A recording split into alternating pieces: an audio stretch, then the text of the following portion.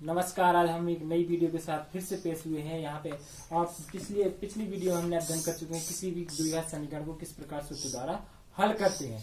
अब उस सूत्र द्वारा जो हल हुआ है जो समीकरण, उसमें जो मूल निकले हैं उसके कभी कभी हम निकालते हैं कि -1 -3 आया, -1 +2 आया, इस प्रकार के मूल निकलते हैं। या क्या पता हमें दो मतलब दोनों बराबर मूल निकल आए। तो इन सब चीजों को अध्ययन आज हम करेंगे कि मूलों के लक्षण। इसका मतलब ये होता है कि मूलों के किस प्रकार से पता चलेगा कि ये दोनों बराबर होंगे, ये दोनों असमान होंगे। तो इस प्रकार से आज का हमारा टॉपिक यही है कि किस प्रकार से हम देखते हैं कि मूल हमारे बराबर हैं या बराबर नहीं है। तो यही होता है मूलों के लक्षण, मूलों के बारे में जानना। पहली बात है, मूल क्या है? मूल वह अज्ञात राशि होती है जो किसी भी द्विघात समीकरण में रखने पर उसका संतुष्ट कर दे उस द्विघात समीकरण को, उसे कहते हैं मूल या शून्य या उसका हल कहते हैं। ठीक है, तो मूलों के लक्षण यही होता है कि उसके बराबर है या बराबर नहीं है, इसे कहते हैं मूलों के लक्षण। अब सबसे पहली बात है कि जो हमने पिछले वीडियो में अध्ययन कर चुके हैं कि श्रीधराचार्य फॉर्मूला क्या होता है और किस प्रकार से इसको यूज करते हैं। तो वो श्रीधराचार्य फॉर्मूला एक बार फिर से यहाँ पे लिखते हैं। श्रीधराचार्य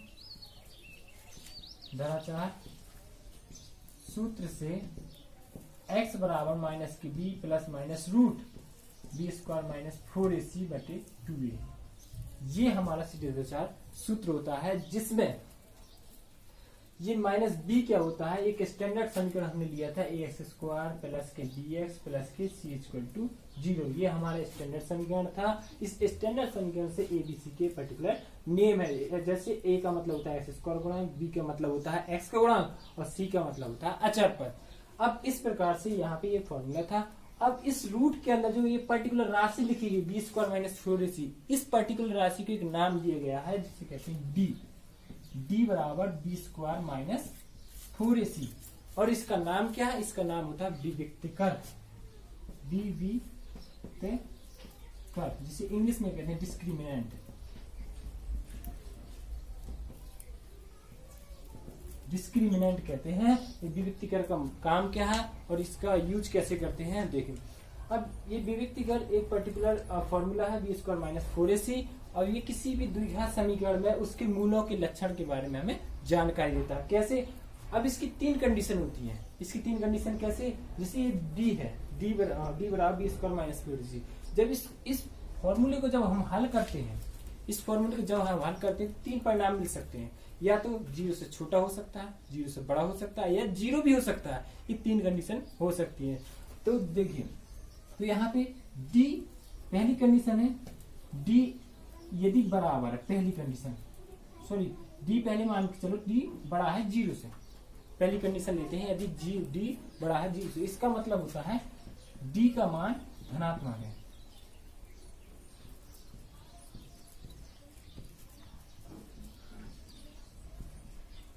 धनात्मक है। यदि d का मान धनात्मक है तब क्या होते हैं हमारे मूल? जो द्विघात समीकरण दिया है, जैसे द्विघात समीकरण दिया है, इसके मूल क्या होंगे? इसके मूल होंगे, मूल तो वास्तविक होंगे तथा असमान होंगे। अब यहाँ वास्तविक का मतलब क्या है? वास्तविक मतलब ये होता है वास्तविक संख्या। कोई भी संख्या ले लो, कोई भी संख्या, चाहे जैसे नंबर ले लो, रूट ले लो, कोई भी नंबर है, तो वो भी कोई भी नंबर होता है वो वास्तविक होता है। तो वास्तविक का मतलब परमेय, अपरमेय, पूर्णांक, प्राकृतिक संख्या, ये सब क्या हुए? वास्तविक संख्या है। और असमान का मतलब होता है दोनों में अलग अलग हो। जैसे 2 है तो दूसरा 3 होगा, और जैसे 1 है तो दूसरा 2 होगा। तो ये होते हैं असमान, मतलब एक जैसे नहीं होंगे यदि d का मान पॉजिटिव है। ठीक है। अब यदि दूसरा कंडीशन ये होती है d = 0, ये बहुत इंपॉर्टेंट कंडीशन है, ये इस पर ज्यादातर सवाल दिए जाते हैं। तो d = 0, इसका मतलब है d का मान 0 है, 0। यदि d का मान 0 है तब क्या करेंगे? इसके मूल जो होंगे, तो मूल होंगे वास्तविक, तो होंगे ही होंगे, वास्तविक तथा समान। इसका मतलब क्या है? रियल एंड सिमिलर और रियल एंड नॉन सिमिलर। ठीक है। तो समान का मतलब, वास्तविक का मतलब कोई भी नंबर हो सकता है, परमेय, अपरमेय। ठीक है। और समान का मतलब होता है कि जैसे 2 है तो 2 2, एक है तो एक एक, ये दोनों सिमिलर होंगे। इसमें कोई भी जैसे -1 है तो दूसरा भी -1 होगा, तो ये कहलाते हैं सिमिलर, मतलब समान। और वास्तविक का मतलब कोई भी नंबर हो सकता है। अब तीसरी कंडीशन होती है डी नेगेटिव होता है। तीसरी कंडीशन होती है डी इज लेस देन 0। तो इसका मतलब होता है डी का मान ऋणात्मक है, डी का मान ऋणात्मक है। अब जैसे ही डी का मान ऋणात्मक होता है, इसका मतलब उसके मूल जो होंगे वो वास्तविक नहीं होंगे, मूल वास्तविक नहीं है। इसको दूसरी कंडीशन, मतलब दूसरा नाम ये भी कह सकते हैं, इसके मूल इमेजनरी काल्पनिक होंगे या मूल काल्पनिक होंगे। ये दो कंडीशन है, या इसको भी मूल काल्पनिक हो, या ये कह सकते हैं, या इसलिए कह सकते हैं मूल वास्तविक नहीं है। ठीक है, तो ये डी है। डी का काम क्या है, जैसे ही हमने किसी भी द्विघात समीकरण दिया है, इसमें डी का फॉर्मूला अप्लाई किया है, अगर डी का मान धनात्मक आता है तो इसका मतलब मूल वास्तविक तथा असमान होंगे, और यदि डी का मान 0 के बराबर आता है तो इसका मतलब डी का मान 0 है, तो इसका मतलब डी मूल जो होंगे वास्तविक तथा समान होंगे। और तीसरी कंडीशन है यदि डी का मान नेगेटिव है, डी है तो मतलब जैसे -2, -3, -1 ऐसे आता है डी का मान, तो मूल वास्तविक नहीं है, मतलब डी का जो मूल होंगे उसके वो काल्पनिक होंगे। ठीक है, इस प्रकार से ये कैसे हम किसी द्विघात समीकरण में चेक करते हैं, ये उसके फॉर्मूले है। अब इसके एक एग्जाम्पल करके हम देखते हैं। तो इस प्रकार से हम देखेंगे कि किस प्रकार से किसी भी मूलों के लक्षण कैसे निकालते हैं। तो इस प्रकार से यहाँ पे दो एग्जाम्पल दे रखे हैं। अब पहला एग्जाम्पल है, इस एग्जाम्पल में हमें सवाल में दिया होगा कि इसका विविक्तीकरण निकालिए या इसके मूलों के लक्षण ज्ञात कीजिए। ठीक है, इस प्रकार से हमें सवाल में दिया कहेगा वो कि इसका विविक्तीकरण निकालिए या मूलों के लक्षण निकालिए। तो सबसे पहले इस द्विघात समीकरण में हमें क्या चेक करना है, ए बी सी के मान। तो सबसे पहले यहाँ पे कंपेरिजन की standard form of quadratic equation equal to a बराबर 2 आ जाएगा, बी बराबर -4 और सी बराबर इक्वल टू 3। यहाँ पे इंपॉर्टेंट चीज ये है कि इसका जो मान है, एबीसी का जो मान है वो चिन्ह सहित रखना है यहाँ पे। तो चिन्ह सहित यहाँ पे 2 आएगा प्लस का, यहाँ -4 आएगा और यहाँ पे प्लस के 3 आएगा। अब जैसे यहाँ पे हमने डी का मान, डी हमें फॉर्मूला याद होना चाहिए, b² - 4ac। अब यहाँ पे d बराबर b² - 4ac ये विविक्तीकरण है, इसका डायरेक्ट हमने फॉर्मूला यूज किया है। अब यहाँ पे b का मान यहाँ -4 का होल स्क्वायर -4 मल्टीप्लाई 2 मल्टीप्लाई 3। अब यहाँ पे 4 का स्क्वायर कितना होगा, प्लस के 16 होगा, क्योंकि माइनस है, माइनस माइनस से जब भी वर्ग करते हैं तो क्या आता है, प्लस आता है, प्लस के 16। यहाँ पे प्लस लिखते नहीं है। अब -4 दूनी 8 8 3 24, तो यहाँ पे क्या आया 24। तो 24 में से 16 जाएंगे तो मतलब यहाँ पे निगेटिव आएगा। कितना आएगा निगेटिव, -8। तो डी का मान क्या है, निगेटिव है, तो यहाँ पे लिखेंगे डी 0 से छोटा है। तो इसका मतलब ये हुआ कि इसके जो मूल होंगे वो कैसे होंगे, मूल वास्तविक नहीं है, वास्तविक नहीं है, या मूल काल्पनिक है, या ये कह सकते हैं मूल वास्तविक नहीं है या मूल काल्पनिक है। तो ये पहला एग्जाम्पल था जिसमें हमने देखा कि डी का जो मान है ये विविक्तीकर है। ये क्या है, विविक्तीकर, जिसे कहते हैं डिस्क्रिमिनेंट। अब यहाँ पे डी का मान, यहाँ पे डी बराबर b² - 4ac कर दिया, -4 होल स्क्वायर यहाँ पे 4 कैलकुलेट किया तो माइनस है, माइनस का मतलब डी और 0 से छोटा है, तो यहाँ पे क्या आएगा, मूल वास्तविक नहीं है, मतलब इसके मूल वास्तविक नहीं। इस प्रकार से हम किसी भी द्विघात समीकरण मूलों के लक्षण निकाल सकते हैं। अब इसका मतलब क्या, मूल वास्तविक नहीं है। यहाँ पे ये है कि अगर इसको हम हल करेंगे, जैसे ही हमने हल करा किसी सूत्र द्वारा या गुणनखंड विधि द्वारा या पूर्ण वर्ग विधि द्वारा, कोई भी 3 में से एक मेथड का यूज करके हम जैसे इसको हल करते हैं तो इसके हल नहीं होंगे वास्तविक तौर पे। मतलब जो साधारण जो मेथड है जैसे पूर्ण वर्ग विधि है या गुणनखंड विधि, इसके द्वारा इसको हल नहीं किया जा सकता। वो किसके द्वारा, सूत्र द्वारा हल तो किया जा सकता है, लेकिन जो रूट है, रूट का मतलब क्या है, जब हम सूत्र करते हैं तो एक रूट के अंदर आता है b² - 4ac, यहाँ पे क्या आएगा -8। कभी भी तुमने देखा नहीं होगा, जैसे हमने यहाँ पे लिख दिया और जो फॉर्मूला है माइनस के b + -रूट b² - 4ac/2, ये फॉर्मूला था सीधे 4 से। अब हमने ये भी कहा था कि किसी भी फॉर्मूले में हम इसको यूज कर सकते हैं। अब जैसे हमने इसको लगाया तो यहाँ पे जो बीच का जो टर्म है ये वाली रूट वाली, ये क्या आएगी, माइनस का 8 आएगी अंदर रूट, क्योंकि बी स्क्वायर माइनस 4ac का मान क्या आया, माइनस का 8 आया, तो यहाँ पे माइनस का 8 हमने रख दिया। अब रूट के अंदर है तो हमने कभी भी कोई भी कैलकुलेशन माइनस 8 का रूट नहीं पढ़ा होगा कि माइनस का 8 का रूट होता है या माइनस 9 का रूट होता है। हमने इजिली साधारणतः पढ़ा होगा माइनस रूट 8, ऐसे पढ़ा होगा। हमने कभी ऐसे नहीं पढ़ा होगा कि माइनस अंदर होगा और इसका रूट निकल गया होगा। इसे कहते हैं इमेजिनरी संख्याएं या काल्पनिक संख्याएं, जो हम 12th में पढ़ते हैं, जिसे आयोटा से प्रदर्शित करते हैं। इसका मतलब होता है जैसे ये रूट -1 होता है, इसका मतलब होता है आई, ये इमेजिनरी नंबर होता है। इमेजिनरी मतलब काल्पनिक होता है, इसलिए यहाँ पे कह दिया वास्तविक नहीं है, कैसे है, काल्पनिक है। ठीक है, तो इस प्रकार से ये काल्पनिक नहीं है। अब इसके बाद जो दूसरा एग्जाम्पल था इसको देखते हैं थोड़ा हल करके कि यहाँ पे क्या हो सकता है। अब इसमें भी पूछ सकता है कि इसके मूलों के लक्षण ज्ञात कीजिए और इसको थोड़ा विविक्ति कर ज्ञात कीजिए, ये भी कह सकता है। तो जैसे हमने फिर वही फॉर्मूला यूज किया, पहले सबसे पहले ए बराबर कंपेरिजन की ए बराबर 8, यहाँ से देखेंगे ना, यहाँ पे हम ए, जैसे यहाँ पे ए बराबर 2 था, इसका एक्स स्क्वायर, यहाँ पे ए बराबर कितना 8 है। अब यहाँ पे बी बराबर कितना, देखो सबसे पहली बात, अब यहाँ पे हम गलती कर देंगे, क्या कर देंगे, हमने देखा नहीं और डायरेक्ट लगा दिया। जल्दी जितने जल्दी करते हैं पहले सोचते नहीं और सवाल को सीधे हल करना स्टार्ट कर देते हैं, तो यहाँ पे गलती होने के ज्यादा चांस है। सबसे पहले ठंडे दिमाग से ये सोचना चाहिए कि यहाँ पे जो समीकरण लिखा हुआ अभी पूर्ण रूप से द्विघात समीकरण का मानक रूप नहीं लिखा है। जो मानक रूप होता है वो एक साइड 0 होता है इक्वल टू, और यहाँ पे एक साइड 0 नहीं है, यहाँ पे बराबर बीच में।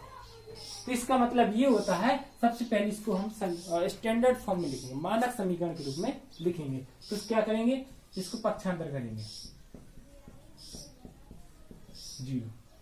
तो ये हो गया, पहले मानक रूप हो गया। अब इसके बाद एबीसी को फाइंड आउट करेंगे। तो ए बराबर 8 आ गया, बी बराबर -10 हो गया और सी बराबर 3 हो गया। अब यहाँ पे हमने अब हो जाएगा हमारा सही सवाल, क्योंकि पहले यहाँ पे जी बराबर बीच में था, तो उसी हिसाब से -10 रखते यहाँ पे, उसी हिसाब से गलत हो जाता हमारे इस फॉर्मूले से। अब यहाँ पे हमने पहले इसको मानक रूप में लिख लिया, फिर इसके बाद एबीसी के मान। अब इसके बाद क्या करेंगे, डी का समीकरण लगाएंगे, विविक्तिकर लगाएंगे। तो विविक्तिकर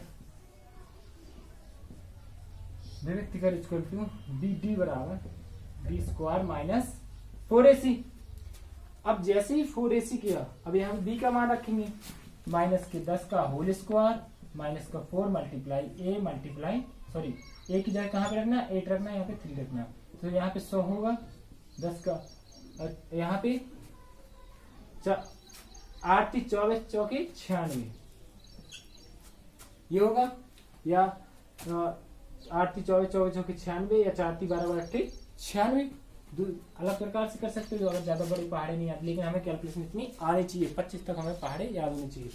अब यहाँ पे इसको हल करेंगे तो यहाँ पे क्या है, प्लस, वो कैसे आया, पॉजिटिव आया। यहाँ पे क्या आया था, नेगेटिव, यहाँ पे क्या आया, पॉजिटिव। इसका मतलब कौन सी कंडीशन, डी हमारा बड़ा होगा 0 से। इसका मतलब कौन सी कंडीशन हो गई, पहली कंडीशन हो गई। तो इसका मतलब डी बड़ा है 0 से, तो इसका मतलब हमारे मूल कैसे होंगे, मूल वास्तविक होंगे, वास्तविक तथा कैसे होंगे, असमान होंगे। तो इस प्रकार से ये हमारे जो मूल हैं ये वास्तविक तथा असमान है। वास्तविक असमान का मतलब ये होता है कि अगर हम इसको हल करेंगे तो यहाँ पे क्या होगा, जैसे 8 × 24 और यहाँ पे 6 × 24 जोड़ने से आगे, तो इसका मतलब जो दोनों मूल होंगे वो अलग अलग नहीं है। जैसे कि कोई हो सकता है 2/3 आए, कोई हो सकता है 4/3 आए, ऐसे अलग अलग होंगे, सिमिलर नहीं होंगे। तो ये वास्तविक का मतलब कोई नंबर होगा। नंबर का मतलब जैसे पर में हो सकती है, पर में मतलब 2/3, 4/3 या 5 रूट कुछ भी हो सकता है। यहाँ वास्तविक का मतलब, यहाँ समान का मतलब दोनों अलग अलग होंगे। ये होता है प्रकार से 2 समीकरण हल हो चुके। अब तीसरा एग्जाम्पल देखेंगे किस प्रकार से मूल समान होते हैं। अब इसमें ये एक और द्विघात समीकरण है जो स्टैंडर्ड फॉर्म में लिखा हुआ है। तो सबसे पहले एबीसी का मान निकालेंगे, ए बराबर 1, बी बराबर 4, सी बराबर 4 प्लस 1 रख दिया यहाँ पे। अब यहाँ पे रखेंगे डी बराबर विविक्तिकर डी बराबर बी स्क्वायर माइनस 4ac। तो बी क्या है, 4 का स्क्वायर माइनस 4 मल्टीप्लाई 1 मल्टीप्लाई 4। तो यहाँ पे 16 - 16 = 0। डी का मान 0 आ गया। इसका मतलब क्या है, मूल क्या होंगे, समान होंगे, मूल समान, मूल वास्तविक तथा समान होंगे। Real and similar, roots are real and similar. तो इसका मतलब मूल वास्तविक का समान होंगे। जैसे d बराबर 0 आया। अब जैसे वास्तविक का मतलब है कोई नंबर और समान का मतलब दोनों समान होंगे। देखो इसको कैसे, जैसे इसको हम निकालेंगे, अगर हम कैसे निकालेंगे, अगर इसका गुणनखंड करेंगे तो 2 दूनी 4 होगा, इक्वल टू 0, 2 मल्टीप्लाई 2 4 होगा, और दोनों को जोड़ेंगे तो 4 होगा। अब यहाँ पे x प्लस 2, इसका भी 2 कॉमन आ गया प्लस का, x plus 2 equal to 0, x plus 2 और x plus 2 equal to 0। x इसको अलग अलग करेंगे, x बराबर 2, x प्लस 2 बराबर 0, x बराबर -2। दोनों क्या है, निगेटिव आए, समान आए, तो इसी का मतलब होता है समान हो। ठीक है, तो किसी भी द्विघात समीकरण में हल करने से पहले उसके मूलों के लक्षण ज्ञात कर सकते हैं। वो किससे, द्विविक्ती करते हैं। कोई भी समीकरण दिया होगा उसमें हम द्विविक्तर लगाएंगे तो उससे पता चल जाएगा उसके मूल कैसे होंगे, समान या वास्तविक या असमान या असमान हो सकते हैं। ठीक है, ये कहलाता है मूलों के लक्षण, आज का टॉपिक। और अब इसके बाद ये जो टॉपिक है, अब यहाँ पे तो हमने डायरेक्ट कर दिए। अब इससे रिलेटेड कुछ ऐसे भी सवाल होते हैं जिसमें कहेगा मूल बराबर है, k का मान निकालिए, p का मान निकालिए या x का मान निकालिए। तो इस प्रकार के सवालों को हल करने के लिए द्विविक्तीकरण का ही यूज किया जाता है। वो किस प्रकार से देखिए। तो इस प्रकार से हम पहला एग्जांपल लेते हैं कि किस प्रकार से किसी भी द्विघात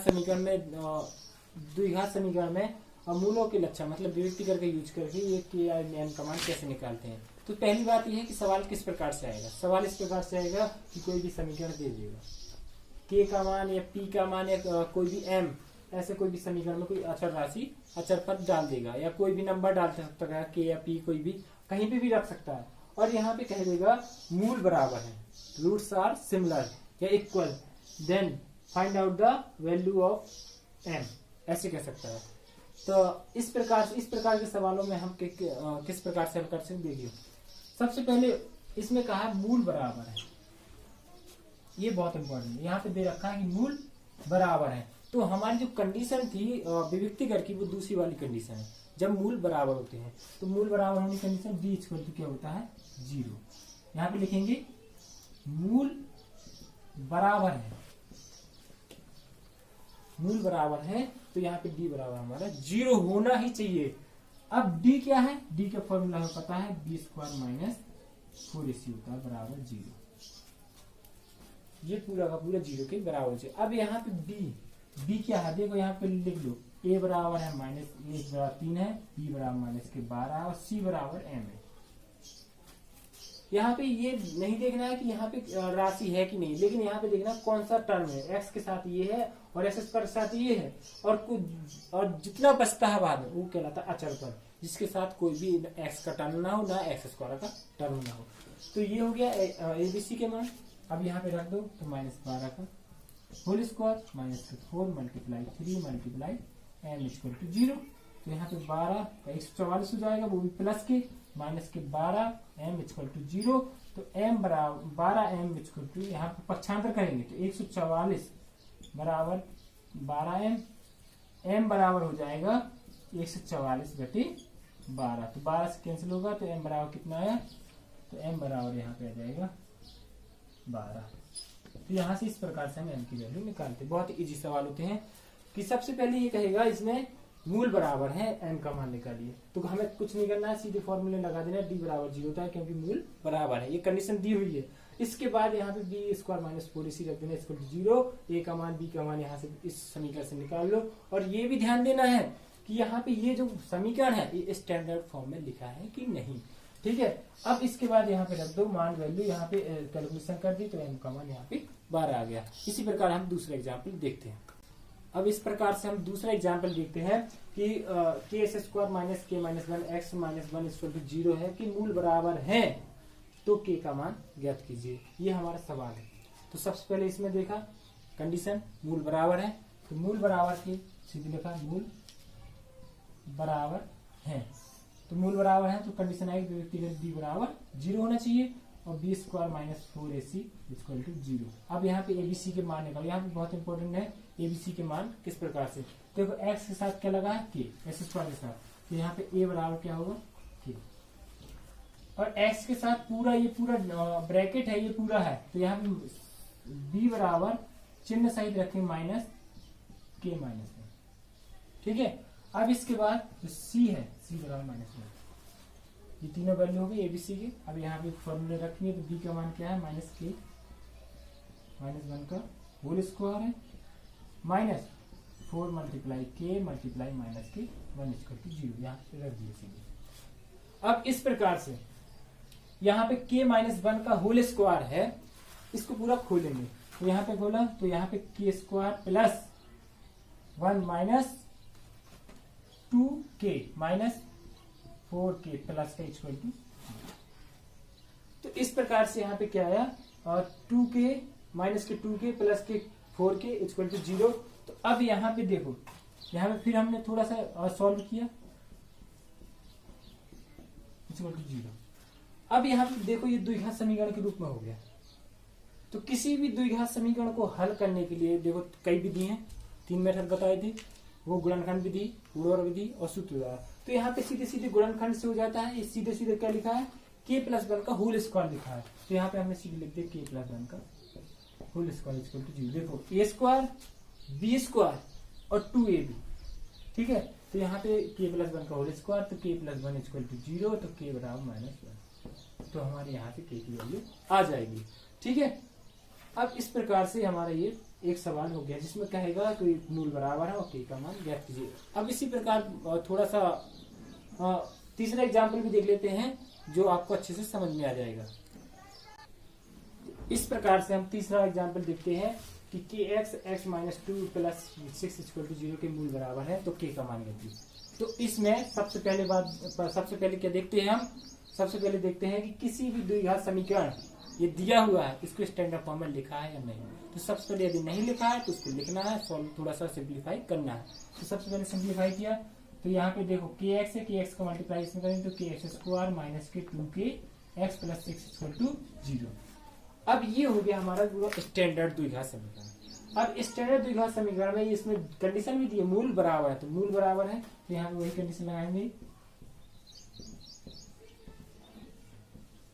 मूल बराबर है। अब इस मूल बराबर मतलब d बराबर 0, d बराबर 0, इसका मतलब फॉर्मूला लगाएंगे b square minus 4ac equal to 0। b का मान क्या है यहाँ पे, b का मान, अब देखो इसमें डायरेक्ट हम लिख दे रहे हैं b का मान माइनस के 2k, या तुम लिख लो a बराबर k है, b बराबर माइनस के 2k है और c बराबर 6 है। यहाँ b का मान रखेंगे तो माइनस 2k का whole square minus 4 multiply k multiply 6 equal to 0। अब इस प्रकार से इसको थोड़ा हल करेंगे तो यहाँ पे हो जाएगा 4k स्क्वायर माइनस के 6 चौकी 24, तो 24k इक्वल टू 0। अब यहाँ पे हल करना है, ये द्विघात समीकरण रूप में बन गया, तो इसको पहले k कॉमन ले लो यहाँ पे, तो 4k कॉमन आ जाएगा, तो यहाँ पे क्या बचेगा k माइनस और 4 6 24, दोनों अलग अलग 0 के बराबर होंगे, तो यहाँ पे 2 मान निकलेंगे, तो 4k इक्वल टू 0, तो k बराबर यहाँ पे 0 निकलेगा और k माइनस 6 इक्वल टू 0, तो k बराबर 6 आएगा प्लस का। तो इस प्रकार से 2 मान आ रहा है, तो हम k का मान आसानी से ज्ञात कर सकते हैं। तो ये आज का हमारा टॉपिक यहाँ पे खत्म होता है कि किस प्रकार से मूलों के लक्षण ज्ञात करते हैं और किस प्रकार से विभक्ति कर का यूज इस प्रकार के सवालों k का मान या p का मान या m का मान ज्ञात करने के लिए किया जाता है। नमस्कार।